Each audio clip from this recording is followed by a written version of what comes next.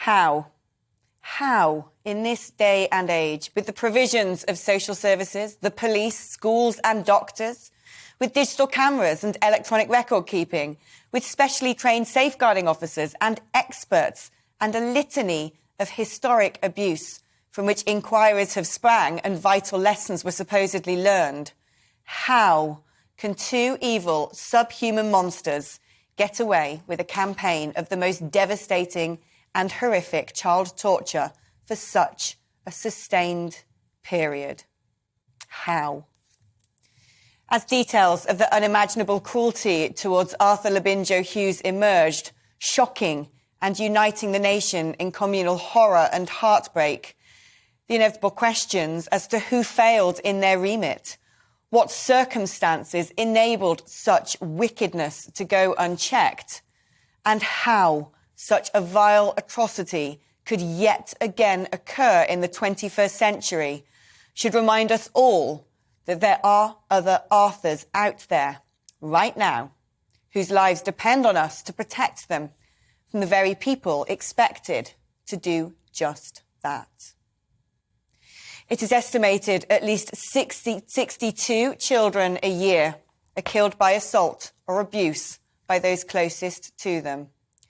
One poor helpless baby or tot, one forgotten teen abandoned by the system, one life yet to be lived, snatched away by the perversion of a deranged monster every single week. As Arthur's face was displayed in football stadia around the country this weekend, it is critical that we all realise there will be more Arthurs this weekend, and the one after, whose names we may never know.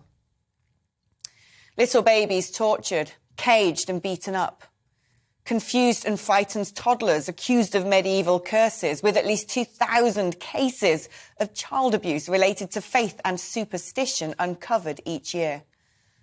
Girls being raped and assaulted by paedophiles, boys starved and beaten, helpless newborns left for countless hours to cry, hungry and alone, never knowing the love and nourishment of a mother.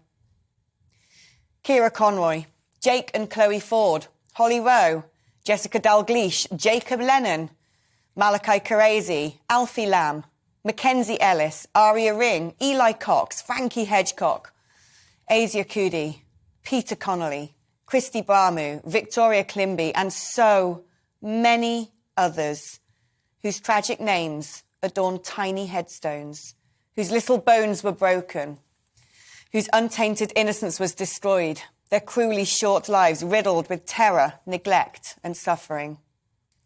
It's almost too much to bear, and far greater than you and I can ever really comprehend.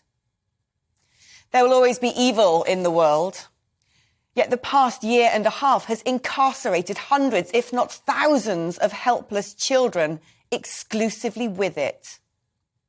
It has hidden them from the view of those who could intervene. It has literally locked kids up with their abusers. Some authorities have reported a rise in cases of physical and sexual abuse, and severe neglect shoot up by a breathtaking 60% in the past year alone, as the state mortgaged its tools to catch the little ones most in need of help. Lost in the system, forgotten, neglected and hidden from view. This programme is for all of them, every single one, and the ones yet to come. For the lives of innocent children, we really need to talk about at-risk kids.